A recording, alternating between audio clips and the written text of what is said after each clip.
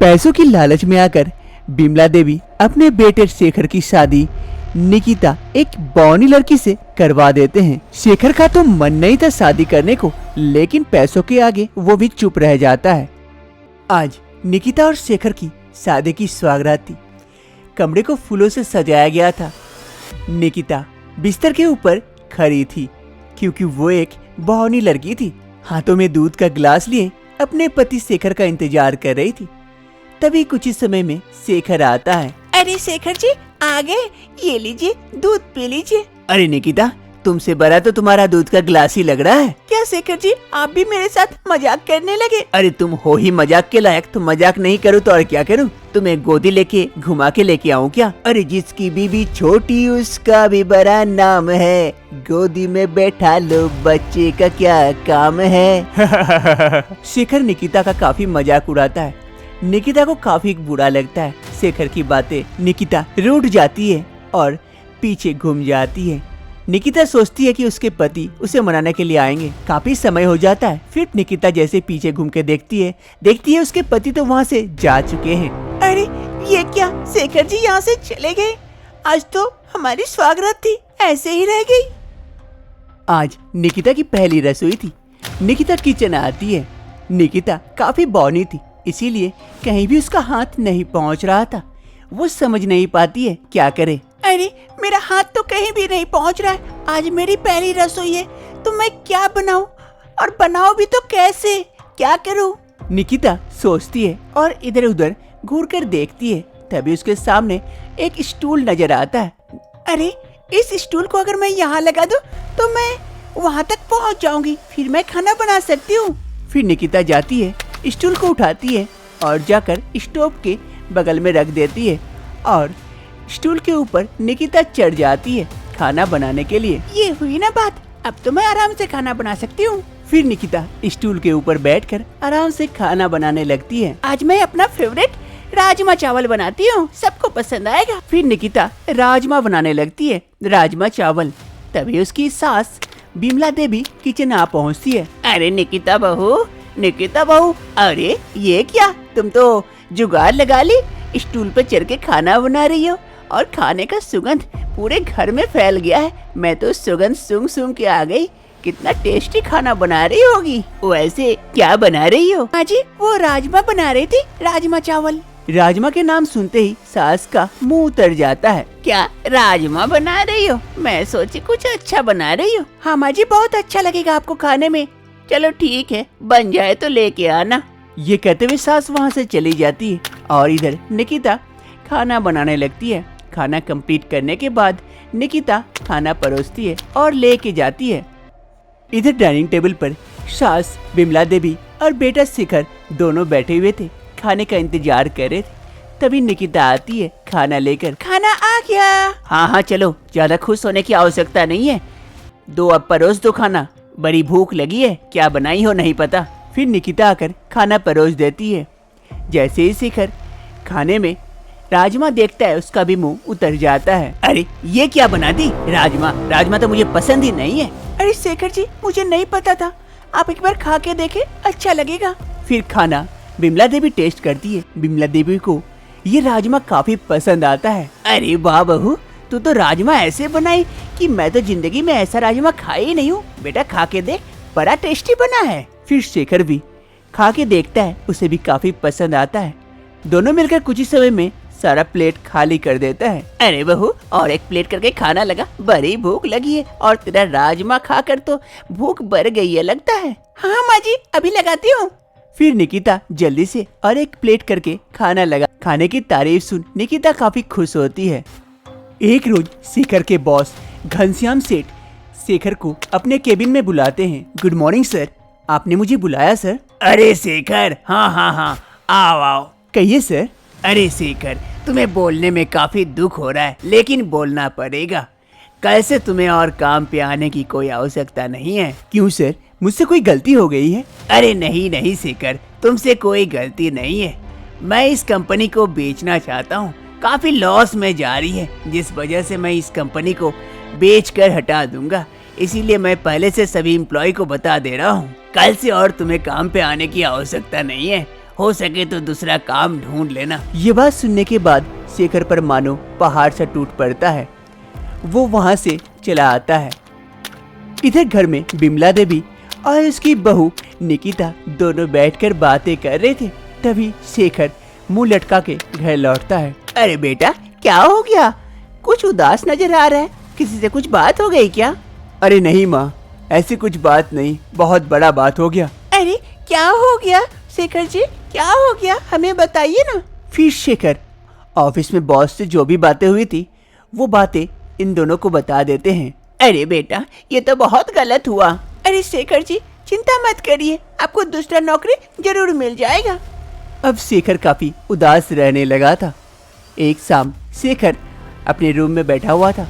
तभी निकिता आती है खाना लेकर। शेखर जी, ये लीजिए, खाना खा लीजिए। अरे निकिता, अभी जाओ ना, मेरा मूड खराब है और खाने का मन भी नहीं है। अरे शेखर जी, आपने दिन से कुछ भी अच्छे से नहीं खाया है, आप खा लीजिए वरना आपका तबीयत खराब हो जाएगा। खाना खा लीजिए, पेट भरा रहेगा तो दिमाग भी काम करेगा। क्या निकिता, तुम्हें समझ में नहीं आता हर समय खाना खाना खाना खाना? अब जाओ यहाँ से, मैं खा लूंगा अपने से जब भी होगा। शेखर गुस्से से निकिता को डांट देता है। निकिता को काफी बुरा लगता है। वो खाना वहीं रख देती है और रोते रोते वहाँ से चली जाती है। धीरे धीरे समय बीत रहा था। रात काफी हो रही थी और इधर शेखर को भूख भी लगी थी। शेखर खाने को देखता है लेकिन खाने का मन भी नहीं करता है। ऐसे ही कुछ देर और बीतता है। शेखर भूख को और बर्दाश्त नहीं कर पाता है और निकिता द्वारा दिया गया खाना शेखर खा लेता है। शेखर को खाना काफी टेस्टी लगता है। अरे ये खाना तो काफी टेस्टी था, ऐसा लग रहा है माइंड फ्रेश हो गया ऐसा खाना। फिर शेखर सोचने लगता है। कुछ देर सोचने के बाद अरे मुझे निकिता से बात करना होगा। फिर शेखर निकिता के पास जाता है। निकिता यहाँ बेड में बैठकर रो रही होती है। तभी शेखर आता है। अरे निकिता, निकिता, अरे मैं गुस्से में तुम्हें डांट दिया, उसके लिए सॉरी, माफ कर दो मुझे। ठीक है, कहिए क्या चाहिए अब आपको? अरे कुछ नहीं चाहिए। सुनो ना निकिता, मैं कह रहा था कि तुम राजमा चावल इतना अच्छा बनाती हो तो क्यों ना हम लोग एक मार्केट में राजमा चावल का दुकान खोले, स्टॉल खोले, वहाँ पर राजमा चावल बेचे। जहाँ तुम राजमा चावल बनाओगी और वहाँ पे हम लोग बेचेंगे तो हम लोगों का दुकान अच्छा चल पड़ेगा। क्या कहती हो, तुम मेरी मदद करोगी इसमें? अरे हाँ, क्यों नहीं करूँगी। मैं तो राजमा चावल बहुत अच्छा बनाती हूँ और बना सकती हूँ। तो ठीक है, कल से ही हम लोग इस काम को आगे बढ़ाएंगे। निकिता और शेखर दूसरे दिन से राजमा चावल बेचने लगते हैं बाजार में। अरे राजमा चावल खा लो, राजमा चावल बहुत ही बढ़िया है, टेस्ट करके देख लो। तभी एक आदमी आता है वहाँ। अरे भाई साहब, ये क्या बेच रहे हैं? राजमा चावल है, खाइएगा, बहुत बढ़िया है। दे दीजिए एक, खा के देखता हूँ कैसा है। हाँ, अभी देता हूँ। फिर शेखर राजमा चावल निकाल कर उस आदमी को देता है। वह आदमी खाने लगता है। उस आदमी को खा के काफी टेस्टी लगता है। अरे बाबा भाई साहब, ये आपका राजमा चावल तो बहुत ही टेस्टी है, बड़ा मजा आया, कल फिर आऊंगा। उस आदमी के मुंह से तारीफ सुनकर निकिता काफी खुश होती है और धीरे धीरे निकिता और शेखर की दुकान चलने लगती है। अब धीरे धीरे भीड़ बढ़ने लगते हैं और निकिता और शेखर की दुकान से राजमा चावल सभी को पसंद आता है। अब निकिता और शेखर की दुकान इतनी ज्यादा चलने लगती है कि वहाँ पर काफी भीड़ जमा हो जाते हैं। अरे भाई साहब, एक प्लेट राजमा चावल लगाना। अरे भाई साहब, पहले से हम लोग यहाँ बैठे हुए हैं लाइन पे, आप भी लाइन पे लगिए, पहले हमें मिलेगा फिर आपको। अरे हाँ, सबको मिलेगा, आप लोग बस शांति बनाए रखें। निकिता का राजमा चावल अब फेमस हो जाता है। निकिता की दुकान अब काफी अच्छी से चलने लगती है। निकिता के राजमा चावल की वजह से निकिता के परिवार का आर्थिक स्थिति फिर से ठीक हो जाती है। अब शेखर भी काफी खुश रहता है। अरे निकिता, आज तुम्हारी वजह से हम लोग फिर से एक अच्छे दिन देख रहे हैं, वरना मेरी नौकरी जाने के बाद तो हमारी स्थिति पूरी तरह से खराब हो गई थी। थैंक यू निकिता, इतनी मदद करने के लिए। अरे शेखर, मैं आपकी बीबी हूँ, आपकी मदद नहीं करूँगी तो और किसकी करूँगी। अब शेखर भी निकिता को कुछ नहीं कहता है और सबके साथ खुशी खुशी रहता है। रामपुर नामक गांव में सुषमा देवी अपनी दो बेटियां रोमा और सोमा के साथ रहा करती थी। जहां रोमा गोरी और सोमा काली थी। रोमा हमेशा ही अपने मोबाइल में व्यस्त रहती थी और घर का कोई काम नहीं करती थी, लेकिन वही सोमा घर का सारा काम करती थी। माँ, ये लो चाय। अरे ला ला बेटी ला, अरे रोमा, देख हमेशा मोबाइल में घुसी रहती है, देख घर का थोड़ा सा काम भी कर लिया कर। ये बेचारी दिन भर कुछ न कुछ करते रहती है और तू तो सिर्फ मोबाइल ही देखती है। अरे माँ, जो कर रही है उसे करने दो ना, मुझे ये सब काम करना पसंद नहीं है। अरे बेटी, ससुराल जाएगी तो क्या वहाँ भी यही कहेगी कि मुझे काम करना पसंद नहीं है? तब देखना तेरी सास कैसे तुझे मजा चखाती है। अरे माँ छोड़ो ना, तब का तब देखा जाएगा। अब ऐसे ही दिन बीतते हैं। एक रोज रोमा बिस्तर पर बैठकर मेकअप कर रही थी और दूसरी ओर सोमा घर की सफाई कर रही थी। तभी उसकी माँ सुषमा देवी वहाँ पहुँचती है। अरे रोमा, सोमा, सुन सुन सुन, आज लड़के वाले आ रहे तुम दोनों को देखने के लिए, तो थोड़ा सा अच्छे से तैयार वगैरह हो जाना। और रोमा, जरा सोमा को भी ये सब क्या क्या मुंह में लगाती हो वो लगा के तैयार कर देना। अरे माँ, तू भी क्या कह रही है? इस पर जितना भी मेकअप खर्चा कर दो कुछ फर्क नहीं पड़ेगा, काली की काली दिखती रहेगी। अरे बेटी, ऐसा नहीं कहते, वो भी तो तेरी बहन ही है ना। रोमा को अपने गोरे होने पर काफी घमंड था, इसलिए वो हमेशा ही सोमा को नीचा दिखाते रहती थी रंग के लिए। यह है गीता देवी। गीता देवी के 2 बेटे रवि और सूरज। दोनों बेटों के साथ वो सुषमा देवी के घर आए हुए थे आज उनके घर लड़की देखने के लिए। अरे गीता देवी जी, आइए आइए, चलिए घर के अंदर चलिए। सुषमा देवी गीता देवी और उसके बेटों को स्वागत करती है और घर के अंदर लेके जाती है। रवि, सूरज और उसकी माँ तीनों सोफे में बैठे रहते हैं। तभी सोमा और रोमा चाय और नाश्ता लेकर वहाँ पहुँचती है। चाय नाश्ता टेबल पर रख देती है और दूर जाकर खड़ी हो जाती है। अरे गीता देवी, यही मेरी 2 बेटियां हैं, सोमा और रोमा। अरे हाँ हाँ सुषमा देवी जी, आपकी बेटियों को देख के ही पता चल रहा है, एक रूप में सुंदरी है तो दूसरा गुण में, दोनों अच्छी है। अरे माँ, मुझे वो गोरी वाली पसंद है, मैं तो गोरी वाले से शादी करूँगा। गीता देवी के बड़े बेटे सूरज गोरी वाली बहन को पसंद कर लेता है। अरे सुषमा देवी, मेरे बेटे को आपकी गोरी वाली बेटी पसंद आई। अरे माँ, मैं दूसरी वाली से शादी करने के लिए तैयार हूँ, वो मुझे काफी पसंद है। अरे ये तो बहुत बड़ी बात हो गई, मेरे दोनों बेटों को आपकी दोनों बेटियां ही पसंद आ गई। ये सुनकर सुषमा देवी काफी खुश होती है। अरे ये तो बड़ी खुशी की बात हुई, मेरी दोनों बेटियां आपके घर बहू बन के जाएगी, दोनों एक साथ ही रहेगी। हाँ हाँ, एक काम कीजिए, जल्दी से पंडित जी से शादी की तारीख निकलवाइए, हम और इंतजार नहीं कर सकते। जल्द से जल्द इन दोनों को अपनी बहू बनाकर अपने घर लेके जाना चाहते हैं। हाँ हाँ गीता जी, मैं आज ही पंडित जी से बात करती हूँ। फिर एक अच्छे दिन देखकर सूरज की शादी रोमा से और रवि की शादी सोमा से करा दी जाती है। इस शादी से सुषमा देवी काफी खुश होती है क्योंकि उसकी दोनों बेटियों की शादी एक साथ हो जाती है और इधर गीता देवी भी काफी खुश होती है क्योंकि उसके घर एक साथ 2 बहुएं आ रही थी। शादी की दूसरी सुबह गीता देवी हॉल में बैठी हुई थी। तभी सोमा चाय बनाकर लेके आती है अपनी सास के लिए। माँ जी, ये लीजिए चाय। अरे बहू, आज पहली बार अपनी बहू के हाथों से चाय पीऊंगी। पहली बार क्यों माँ जी? अब से हर रोज मिलेगी चाय आपको। तभी वहाँ पर रोमा आ जाती है और ये सब देखकर मन ही मन सोचती है, अरे ये सोमा तो सासू माँ को पटा रही है, कुछ करना पड़ेगा। कहीं इसने सासू माँ को पटाकर अपने साइड कर ली तो मुझे बड़ी दिक्कत होगी। मैं कुछ करती हूँ। गुड मॉर्निंग सासू माँ। अरे रोमा बहू, गुड मॉर्निंग गुड मॉर्निंग। माँ जी, आपके लिए मैं कुछ नाश्ता बना के लेके आऊँ? अरे बहू, आज तुम लोगों की पहली रसोई है तो तुम लोग दोनों जाके जो मन में आए सो बनाओ। जिसका खाना आज अच्छा होगा मैं उसको कुछ इनाम दूंगी। अरे माँ जी, इनाम तब तो पहले मुझे ही दे दीजिए, मेरा खाना तो सबसे टेस्टी बनेगा। अरे बहू, वो तो वक्त ही बताएगा। फिर सोमा और रोमा दोनों किचन की ओर जाते हैं कुछ खाना बनाने के लिए।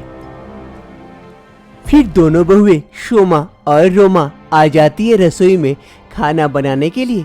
दोनों मिलकर कुछ न कुछ बना रही होती है।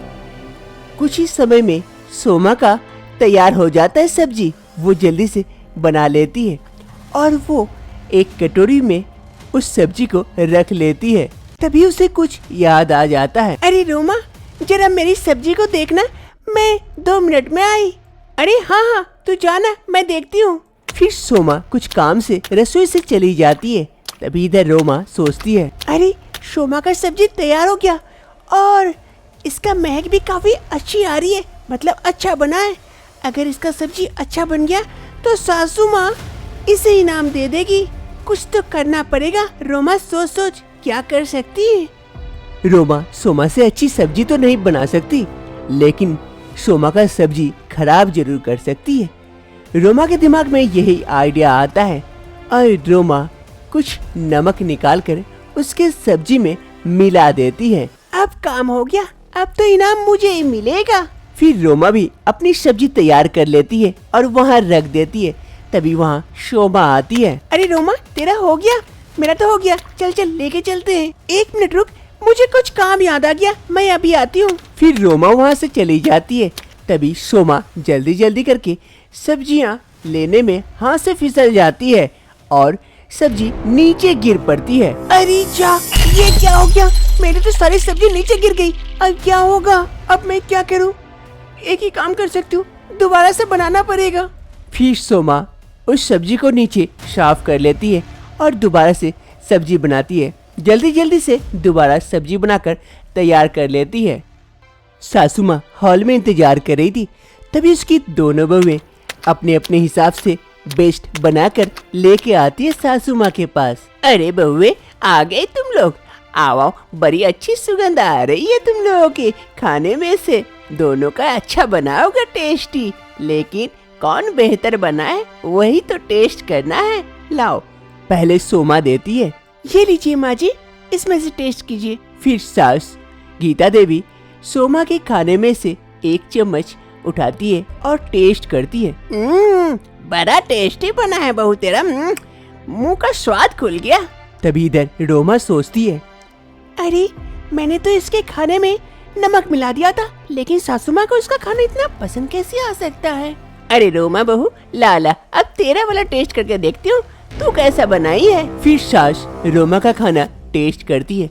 जैसे ही खाने करने वाला मुंह में डालती है, उसका मुंह खराब हो जाता है। बड़ा ही गंदा टेस्ट लगता है। बड़ी गंदी बनाई हो बहू। मजा नहीं आया। कुछ नमक ज्यादा है, मीठा ज्यादा है, कुछ संतुलित नहीं है तेरा खाने में। लगता है तुझे सीखना पड़ेगा। अपनी बहन शोमा से कुछ सीख लिया कर बहू, बड़ा अच्छा टेस्टी खाना बनाती है। ला सोमा बहू, एक बार और ले लेती हूँ तेरा खाना मुंह में, तो मेरा मुंह का स्वाद खुल जाएगा। फिर सास गीता देवी शोमा के खाने में सेकने वाला और लेती है।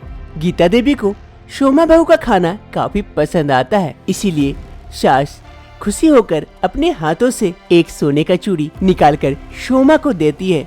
अरे बहू, ये ले, आज का तेरा इनाम। बहुत अच्छा खाना बनाई हो, ऐसे ही बनाते रहना। फिर सास गीता देवी और शोमा वहाँ से चली जाती है और इधर रोमा सोचती है, अरे शोमा का खाना खराब क्यों नहीं हुआ?